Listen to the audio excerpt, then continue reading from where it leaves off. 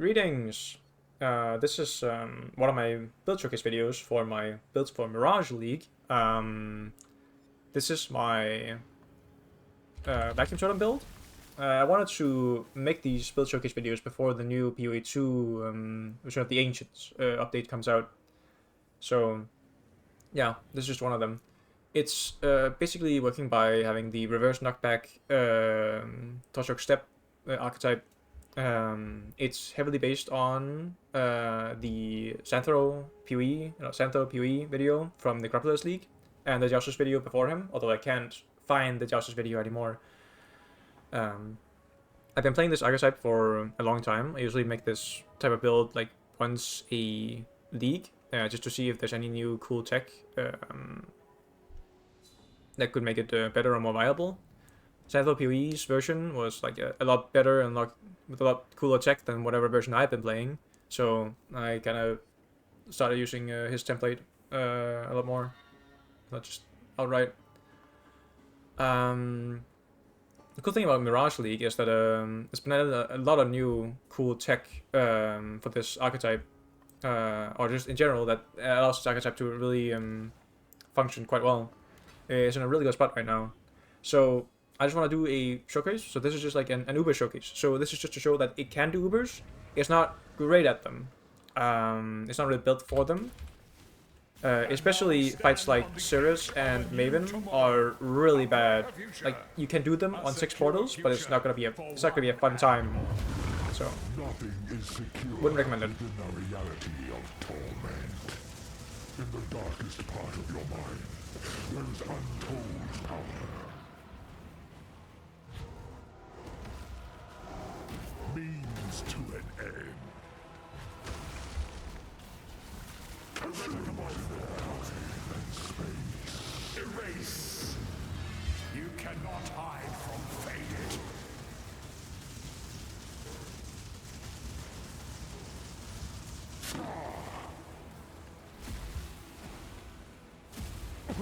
She suffers. For what purpose? What reason? The Atlas is everything we see, and everything not. Means to an end. Covered by their synapses.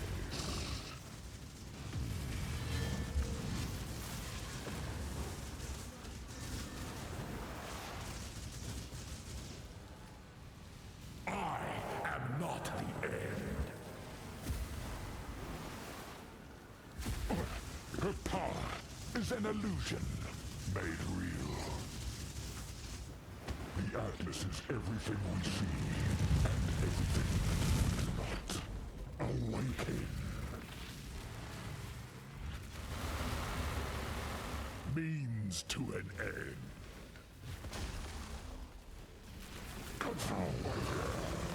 Irrevocable thought.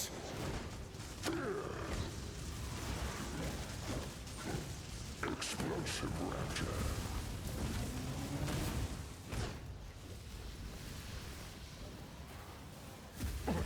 Her power is an illusion made real. Her dread shall not be erased so. Yeah, so that showcases that you can actually do Uber bosses, even deathless. It's also quite an easy boss for it to do, so that's nice.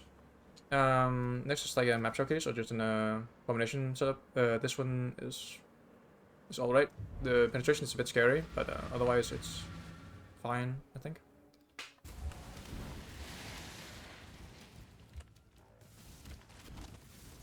You will experience slowdown or a bit of lag when there's a bunch of enemies. This is just like the nature of the build. It scales based off hitting enemies and applying ignites as fast as possible. So you're gonna have to live with that if you want to play the build.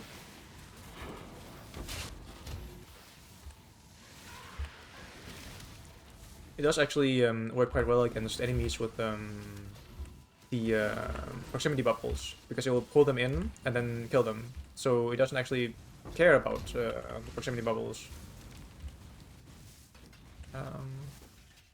Yeah. You shall be repaid. Be still. Why are you so ugly? All right.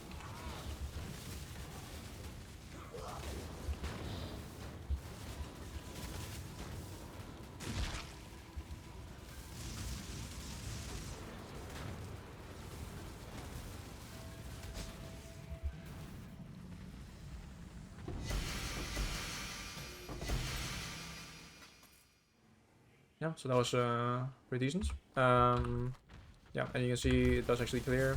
You will not experience stragglers, especially if there's any sort of tables or other pieces of objects in the way. So you're gonna have to live with that. Like, if you're running something like library, you're gonna have a bad time. But otherwise, in open fields, it's pretty good at clearing. Alright. That's kind of the boss showcase and the map showcase. Next is going to be like the rambling part of the video, where I'm just going to talk about the build, how it works, the defensive layers, and all that stuff. So if you don't care about that, you can just do what you want, I guess. You can look at the POE, and whatever. Alright, so now the build. Yeah, the build is what I call a vacuum totem build. We use torture steps, trigger the reflect via self hit with the Eye of Innocence, and then suck enemies in with the Empire's Grasp to grind them up when they're close to us. Offensively, we have actually 5 different layers of like scaling our damage. We're quite limited because of the way torture step works. So torture steps make sure totems reflect their maximum life as damage. This is a reflect type of damage. It doesn't actually scale off of any of the totem's damage modifiers. So like increased totem damage and more totem damage will not affect this damage output at all. The only thing you can do is increase the totem life. You can increase the hits per second by increasing your attack speed or increasing your projectile count, and having like some way of making them shotgun with the extra projectiles. You have extra totems, or you debuff the enemy in some way, like lowering the resistances or making them take increased damage through something like shock, or in this case Stormblast Mine with the aura to make them take increased damage. So, this build uses the Forbidden Shaco to get a level 35 Ballista Totem support, to get a bunch of life for the totem, and then we scale totem life by taking all the notes on the tree for it, and then anointing extra totem life here and there. Additionally, you need to get 100% chance to ignite, for example, in order to actually trigger your Eye of Innocence. This is also done through Eye of Innocence itself, through chance to ignite on the tree from small passive nodes, and from ability on hits on the ring. You can run a curse on hits with from ability on your main hand until you get this ring. But you will lose some chance to ignite from it, because like curse on hit, it gives the curse less effect, which reduces the chance to ignite. This just gives you a lower level flammability on hit. So this still gives you like 25% chance to ignite from the flammability on hit. This does mean that you're vulnerable to hex immune enemies or map mods that say that enemies cannot be affected by curses and things like that. Because this will basically mean that you have a 25% less damage because you'll have 25% less chance to ignite. Anyway. Where was I?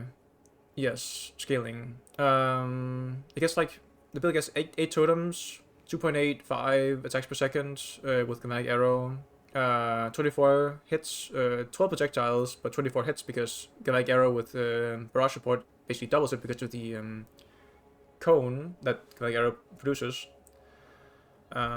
So, yeah, and then we reduce the enemy resistances through something like Probability on hit. We get the elemental equilibrium, which is always active because we hit them purely with lightning damage, thanks to Galactic Arrow and having a bunch of flat lightning and Stormfire, which lets our lightning damage ignite. So all our hits do lightning damage, but our actual damage output is fire damage, so elemental equilibrium is just very good. Additionally, we're using an Animate Guardian. This is both really strong offensively, but also defensively, because we're using companionship support. This is another new skill gem that's introduced in Mirage League, which is really strong for more than just minion pack builds. So you can basically just run a foiling setup with a Animate Guardian with a defensive setup, and you can kind of just have a 25%, a 15% damage offload to your Animate Guardian, given that you're not using any other sources of minions. So, for example, this version of the build cannot use Skitterpots or Blink Arrow, because both of those create minions. And both are good options for either like movement or damage with shock. The AG itself, we can talk about the AG setup. So, because we use the AG to debuff the enemies and solve some other issues we also have. So first of all, the AG has a Crowd the Tyrant for reduced enemy res. It's running Vexen's Entrapment for an additional curse with corrupted with elemental weakness on hit.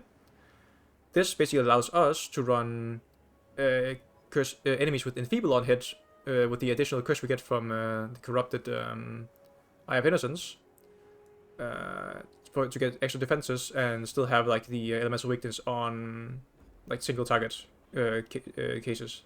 Lazy of Fury for Scorch. Effectively, we get like 34 to 35 reduced resistances on enemies from our AG based on what the Scorch level is. So that's really good. In order to keep him alive, he has, of course, companionship for like the 60% more life. The increased life it also gives you. We have Meat Shield, so make them take less damage and make them defensive so they don't really run off. Minion life for increased life and more minion life. And it's imbued with Elemental Army, which is another good use of the new imbue supports. This is to help cap their resistances and just give him more maximum resistances.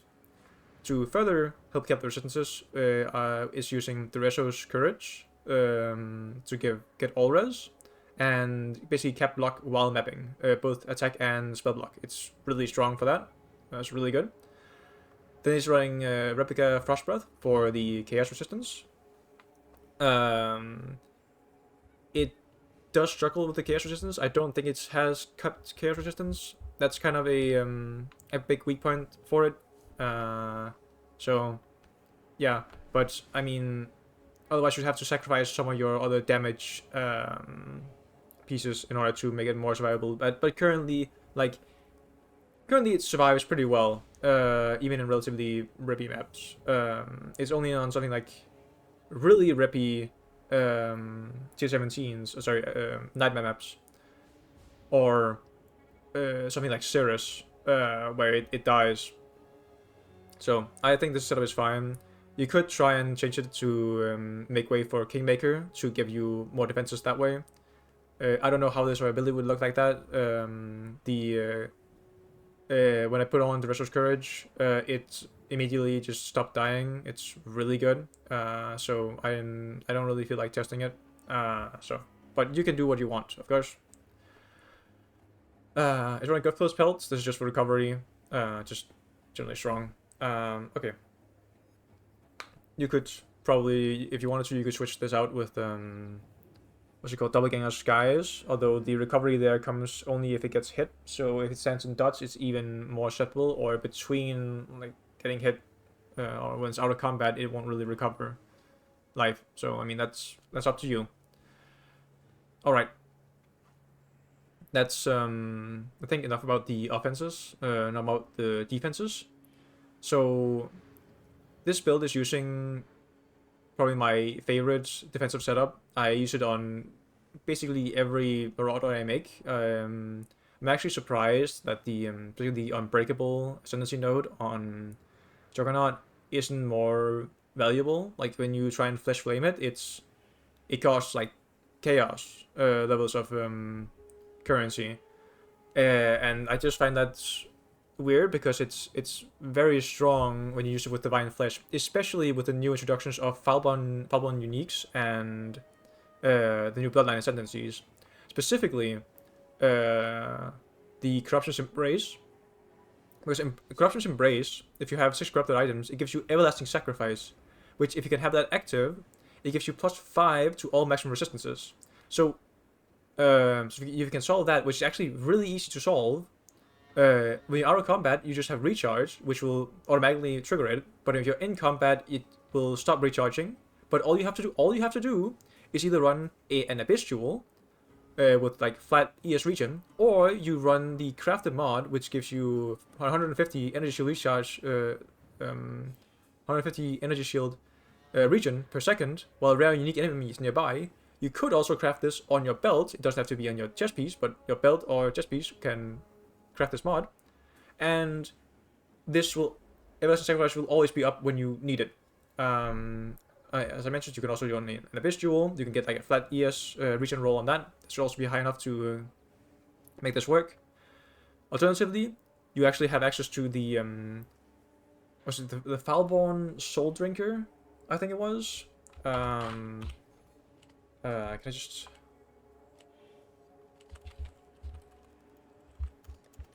Everlasting Sacrifice? Yeah, the Falborn Soul Tether. My bad. Yeah, the Falborn Soul Tether gives you Everlasting Sacrifice. It also gives you 4% of maximum life as extra maximum energy shield. This is quite annoying because that means you need a lot more regen. That basically means that you have to run the this regeneration mod, and it takes like 2 seconds while you're in the presence of a rare or unique to actually keep it up. But like even that works fine. Like I've done that before. That works fine still. So really strong because you get a lot of extra armor. You make your armor apply to your chaos damage. You use Divine Flesh, convert your elemental damage to chaos damage. So now you now your armor also applies to a bunch of your elemental resistances along with your chaos resistance. You get a bunch of maximum chaos resistance. You just scale maximum chaos resistance through Everlasting Sacrifice because it gives all maximum resistances, both elemental and chaos. And you use the elevated chest implicit to get +2 to all maximum resistances. And this node right here, so Cult of Chaos, you can also use when you're using this Timeless Jewel to get extra maximum chaos resistance. Currently, the build is sitting at 89 max ele resistance and 88 chaos resistance.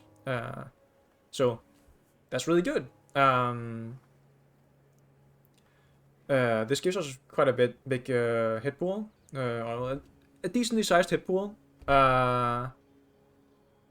It's also using as for the other ascendancy node choices, it's unflinching to just have permanent endurance charge uptime without any extra investment. No need to run enduring composure or and try to get that through the crafted jewels. It's running Unstoppable to get extra movement speed, and they cannot be stunned. That's kind of the most important one, because that means that I do not have to run Unwavering Stance. This is actually quite nice in terms of quality of life purposes, because this means that I can use all these hybrid armor and evasion nodes that the build is taking in order to actually have some decent evasion. So currently it just only has like 579 evasion rating.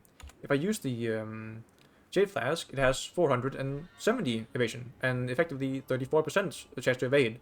So this is really nice while mapping to just have a decent chunk of evade. this is actually quite important because the build struggles a lot with like shotgun enemy attacks, or just shotgun sources in general. Because this is a bow build, so I don't have access to block. So I've tried to find other ways to mitigate the the deaths by shotgun. So having evasion is one of them. This is a flatulent flask, which means that whenever we get hit a bunch, it will automatically fill and activate itself. So it's just automatically active when it's needed. That's really nice. Also for the other flasks, probably should mention, quartz flask is very important. It gives you phasing, and the build feels terrible without phasing. You just use this and you run through enemies, and place your totems. Quicksilver for movement speed, and you can run Cinder Swallow Urn for ignited enemies have malediction and they take increased damage. This is kind of like the setup you want. To make them take increased damage. This doesn't really work on bosses, of course. You have to use this, and you have like one charge for the boss. Otherwise, you can use a Flatulence Granite Flask to get a bit of extra armor and to get a bunch of regen, which is actually quite relevant because we are even going for the Sacrifice of Blood. But I'll get into that in a moment. I just wanted to finish mentioning the shotgun defenses. So it has some evasion. It also has casual damage taken Molten Shell. You could run automation instead, but the shotgun colors are kind of difficult to get because you have all armor, but you need a bunch of like intelligence gems and dexterity gems. So it's already difficult enough as it is. It's also running Defy Pain. It's running Defy Pain from the Berserker Ascendancy to get a Budget Defiance effect.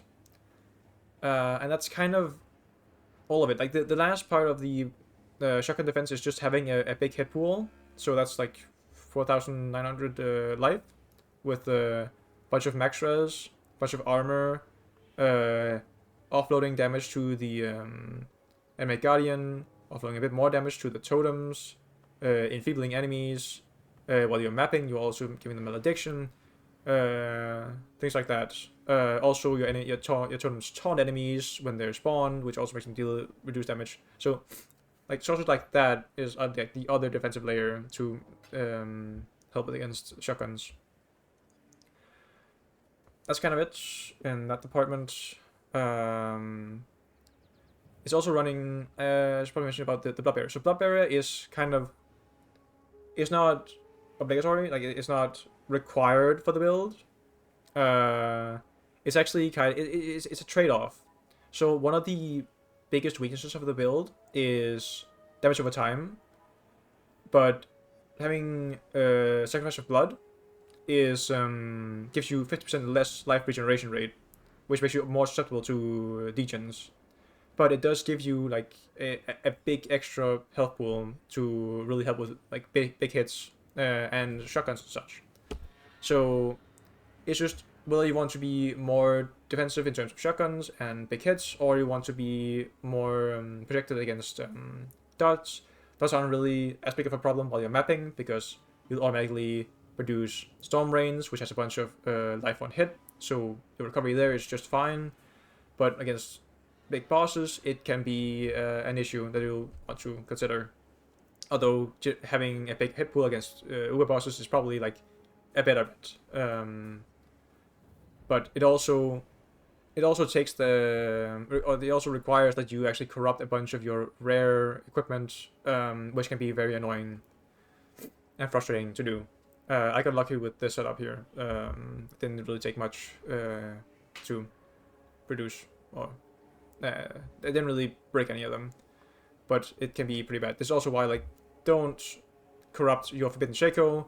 The market is already like it's heavily restricted how many of these are in the market because of how they are produced. So corrupting them, you just risk breaking them, and then like there's just even fewer on the market. So if this actually becomes like in any sort of popular, it's going to be incredibly expensive to buy these Forbidden Shacos, and the build is kind of like gated behind that. So actually, please don't play this build, because that means I can't play this build because I'm not that great at generating currency. So yeah, this is just for this is a look but don't touch type of build showcase. Please don't play this build. And please don't corrupt these Forbidden Shakos. I would be very sad if you did. But all the other uniques are free game. So, yeah. I don't remember.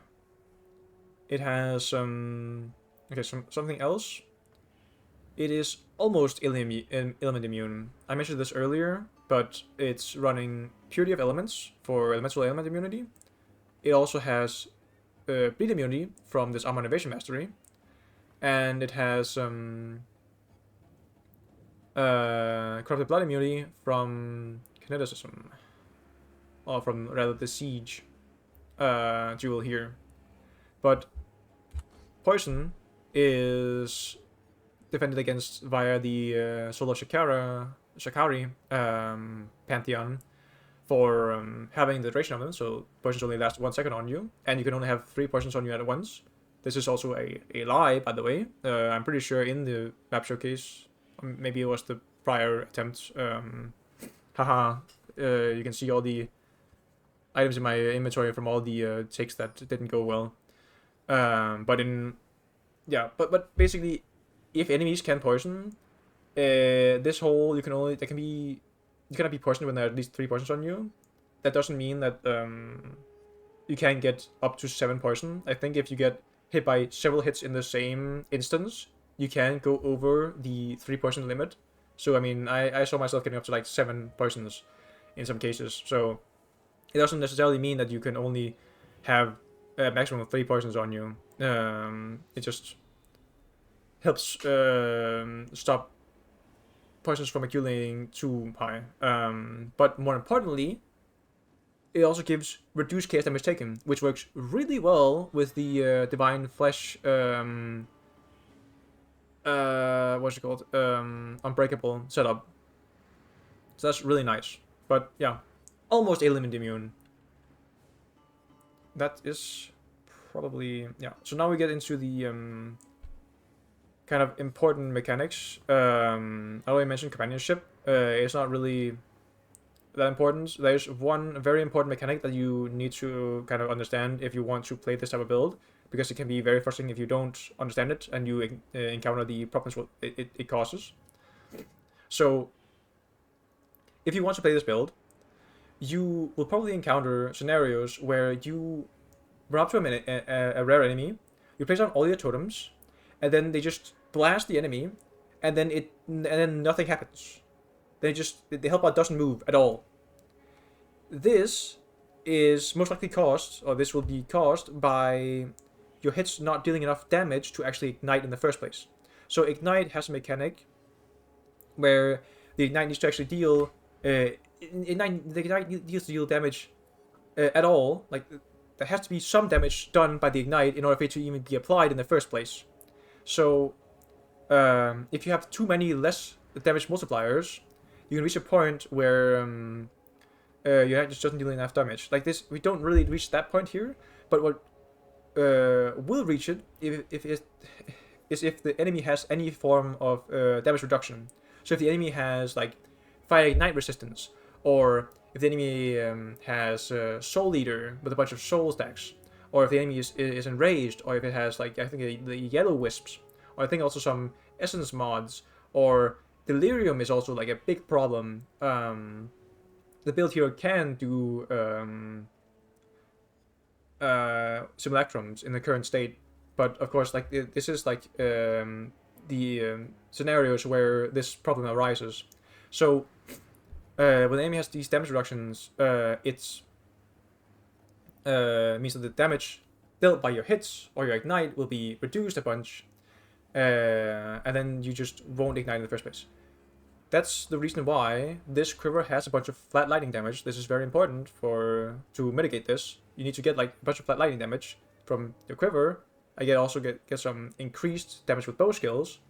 There's also some flat lightning from the Stormfire Opal, and this is also why we're running the Crown of the Tyrant, because it gives an aura if the helmet has a blue socket in it, which gives flat lightning damage to nearby allies. So You can also see this in game, I think. If I hover over this, it has 80 to 70 lightning damage. See, like the damage here is very low. If I then go here and I unequip this guy, we're down to 4 to 38 lightning damage. So like we get a lot of our damage from the Animate Guardian. But this is, it works even if you don't have the Animate Guardian, and even if you don't have this quiver, but you will be a lot more susceptible to these cases where enemies have damage reduction. So if you encounter that problem, you probably need to invest in some flat damage. Alright. It's also another problem this causes is that enemy damage reduction is actually kind of twice as effective as against you as it would be against other builds. This is because, for example, that this build uses flat lightning damage, where there's a very large roll range, where like the lower range of the roll range will kind of hit the spot where ignites won't actually apply. You can imagine then, if the enemy has damage reduction, this like threshold where ignites won't apply increases, which means that fewer of your hits actually get to apply ignites. Now, not only does fewer of your hits actually ignite now, but also the damage you deal to the enemy because they have damage reduction is also lower. So if the enemy has damage reduction, you ignite less frequently, and your like hits when you do ignite deal less damage. So it's kind of like a compounding problem when enemies get a lot of damage reduction. So, but as you can see, I did a map showcase. It wasn't really a very tanky map. Maybe I should have gone with a delirious map showcase. I guess I could run a simulacrum at the end of this video, and then you can just click off if you don't want to watch the whole thing, because I don't feel like editing this video, and I don't really know how. Anyway. But yeah, at the current state, they can do basically anything, any of the content I'll be throwing at. But if you want to build around this archetype, you need to keep that in mind. If you want to do more damage against bosses, you could probably do something like Dying Sun with Duration and Kindling to get extra projectiles on them. That's just an idea. I don't really feel like doing it myself, but yeah, if you wanted to, for some reason, use this for bossing, you could probably try doing that. Anyway, I think that's all the rambling I had to do for this video, so I guess I could try doing a simulacrum. I have one laying here. Yeah, so sure, I'll just try and run a simulacrum, and we'll see what happens.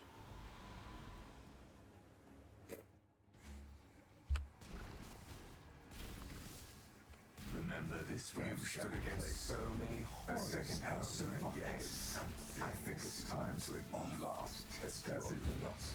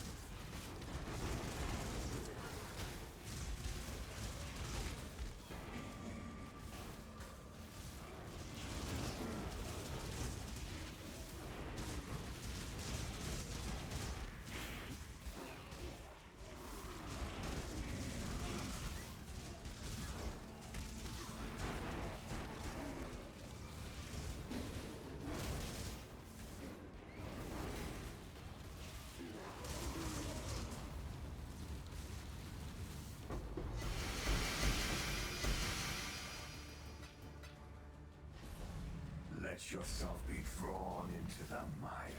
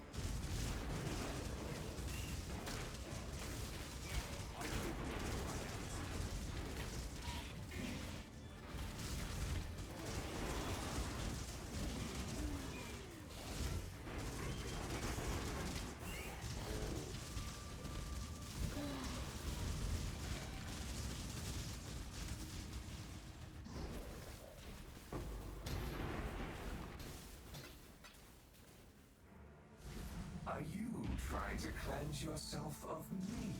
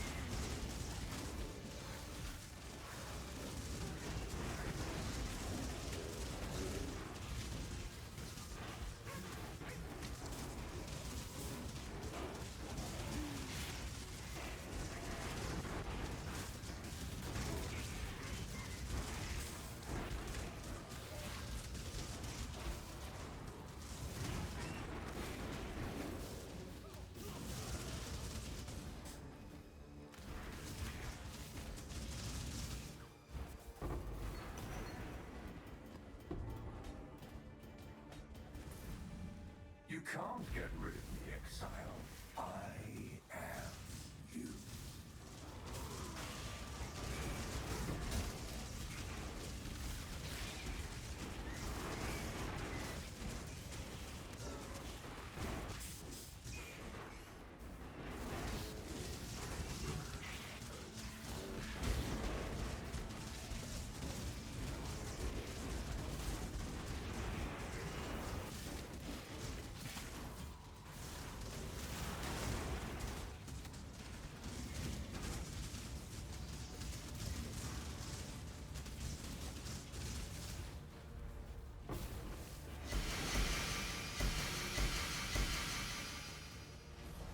Nothing you do matters.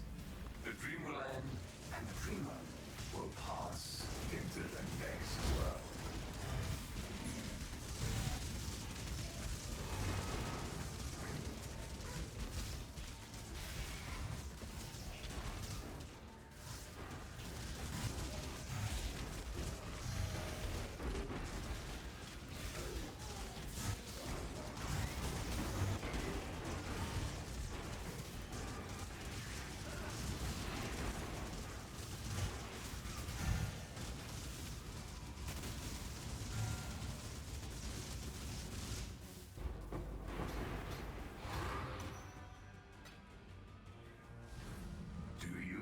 Wonder what tugs at the strings of fate. Alright, now you're up at 100% delirious. This is like, what, 80% less damage taken by enemies?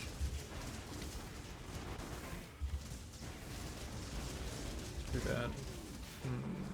Yeah, but it's only like damage reduction. Anything like enemies have more maximum life or increased unique boss life or something doesn't actually affect this ignite threshold because like just them having more life doesn't really matter for your actual hit. Now, if we see any mods here with fire resistance, enemies will probably start getting quite a bit more tanky. Or endurance charges, they generate those. Also be pretty bad. Any rares with Troll Leader now, or Fire and Night resistance, also be problematic. Where?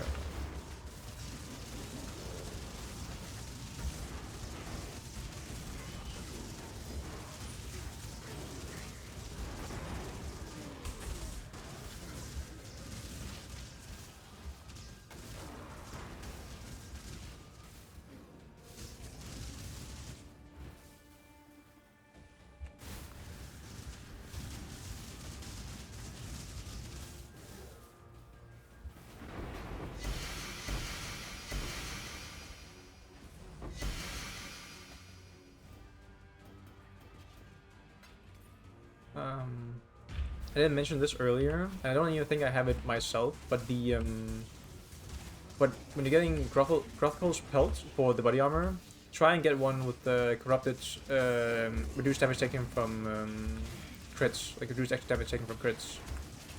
That's kind of the only way you can try and protect your AG against crits.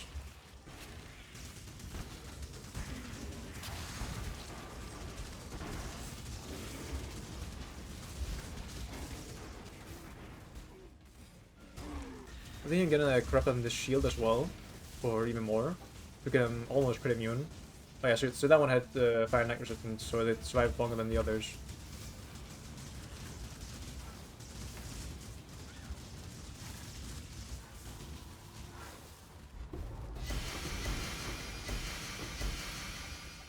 I cannot carry this.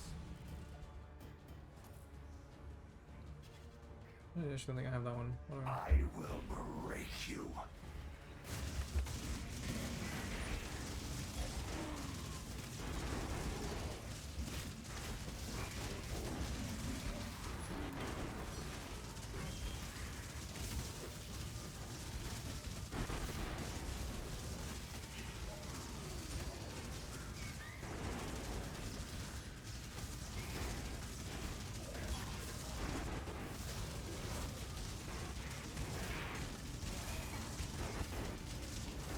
Going, man.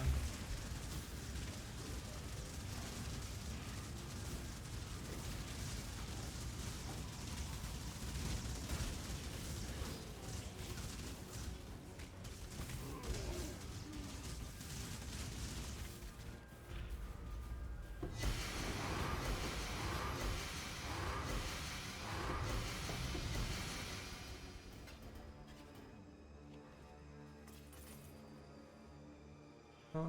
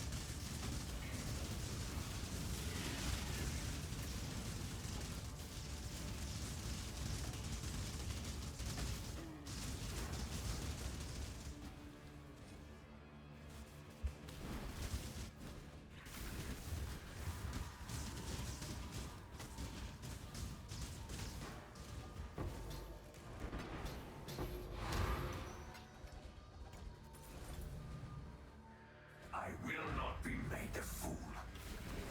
Okay, so we can you get these like lightning resistances sometimes, but if that was fire resistance, you could actually get in trouble with doing a lot less damage. This was a pretty tame one, so that's quite lucky.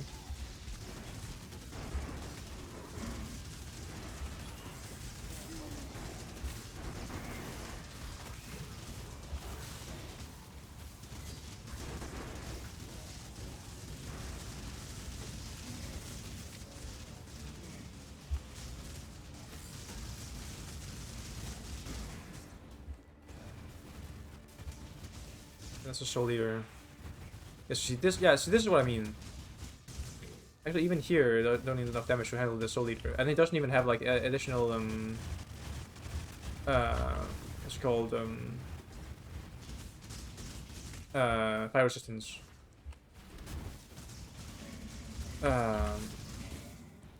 So that's kind of like an issue you'll encounter a couple of times. And why you need to be aware of this mechanic. Not dead.